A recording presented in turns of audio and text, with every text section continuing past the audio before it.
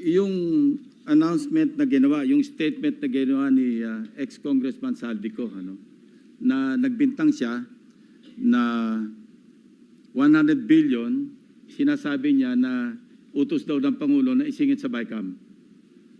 Your Honor and I both know that the 100 billion, and we went over, I know na, both of us went through the list independently or separately.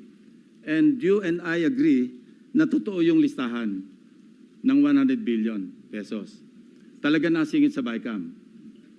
But yung sinasabi ni Saldico on social media as posted, na nag-deliver siya ng 25 billion representing the 25% commission di umano para kay Presidente, that I will attest na hindi totoo.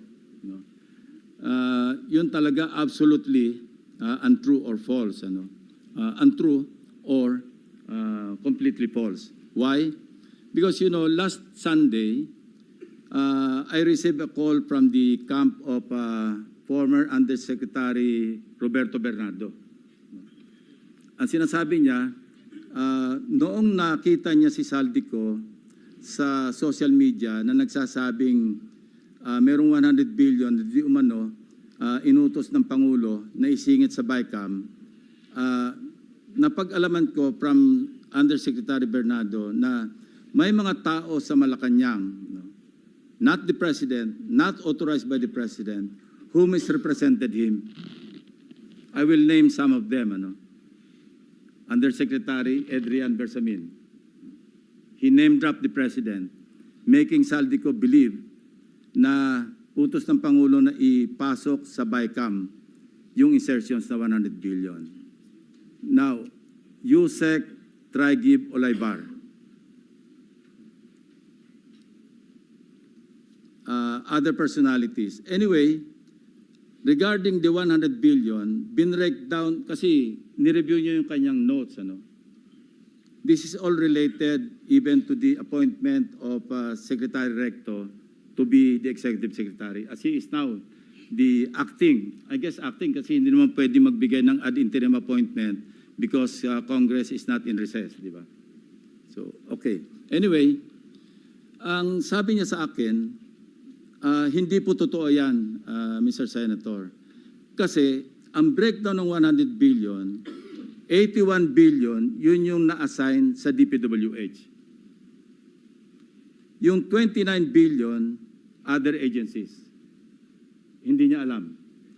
Out of the 81 billion or out of the 100 billion, yung sa 81 billion, 52 billion, siya ang personal na nag-handle. Ako po nag-handle nun. Nasa notes niya, ito yung kanyang table, binigyan niya ako ng kopya. 51.01, I think almost 52 billion. Anyway, so 52 billion, yun yung personal hinandle niya. And talagang sabi niya, naghatid ako ng pera as kickback. But not to the President, but to Yusek Olaybar. And sabi niya, ang pag-alam niya, kasama si Yusek Adrian Bersamin. 8 billion pesos, Mr. President, in at least 10 deliveries. The modus that yung arrangement nila is, may tigisa silang armored van.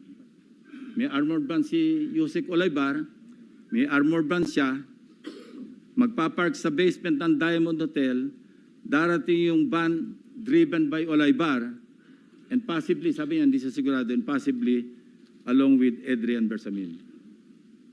Bakante yung armored van, ipapark, idadrab yung isang van na puno ng pera. Ranging from 800 million hanggang 2 billion. Umabot ng 2 billion only because sometime in March, yung kanyang date na sinasabi from, I think, March hanggang April, yung delivery. Very good nga raw siya, sabi ni Yusek Olaybar, kasi nakakapag-deliver.